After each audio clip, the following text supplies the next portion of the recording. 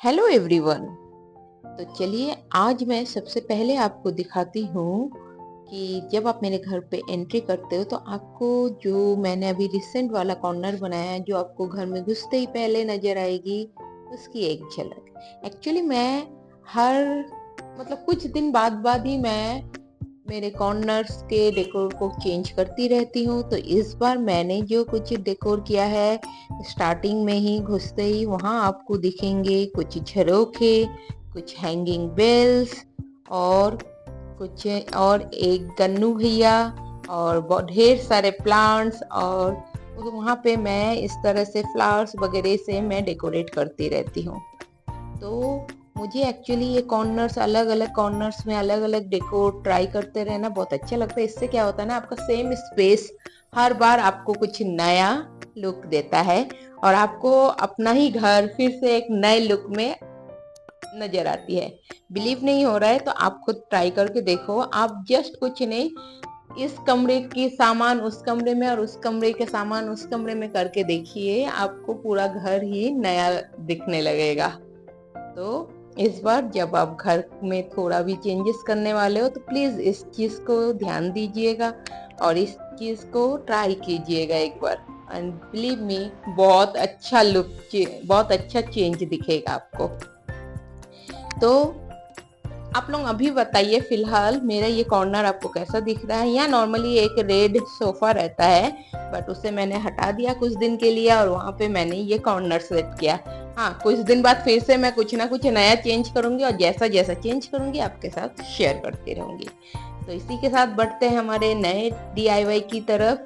ये DIY actually मैंने दिवाली से पहले ही बनाया था बट आप लोगों से शेयर नहीं कर पाई थी, तो मैंने सोचा कोई बात नहीं अभी शेयर कर देती हूँ। तो इसके लिए आपको चाहिए बस कार्डबोर्ड। कार्डबोर्ड में से मैंने इस तरह से झरोखे कट कर लिए।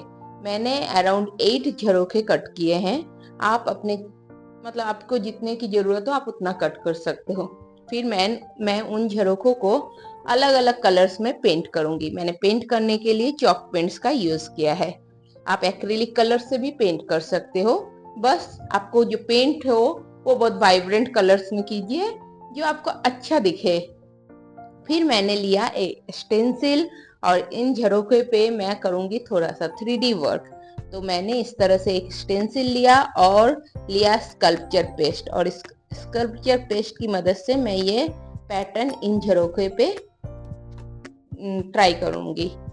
तो मैंने अच्छी तरह से ये स्कल्पचर पेस्ट लगा दिया। एक्चुअली आप चाहे तो ये स्कल्पचर पेस्ट भी घर पर बना सकते हैं।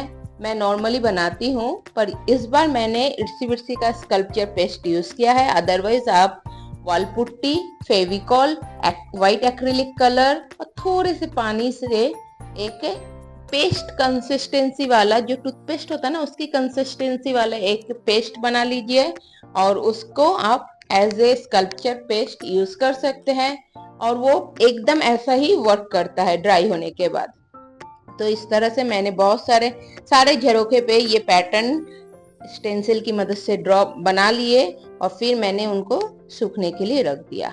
देन मैंने जूट का थ्रेड लिया और जूट थ्रेड की मदद से ये जो झरोखे मैंने बनाए ना उनको थोड़ा सा आउटलाइन कर रही हूँ, क्योंकि मुझे जब तक ये थोड़ा आउटलाइन ना हो ना मुझे कोई भी डिजाइन कोई भी क्राफ्ट कंप्लीट नहीं दिखता है। तो मैंने यहाँ पे जूट थ्रेड का यूज किया है। आप चाहे तो व्हाइट मैक्रम थ्रेड का भी यूज कर सकते हैं।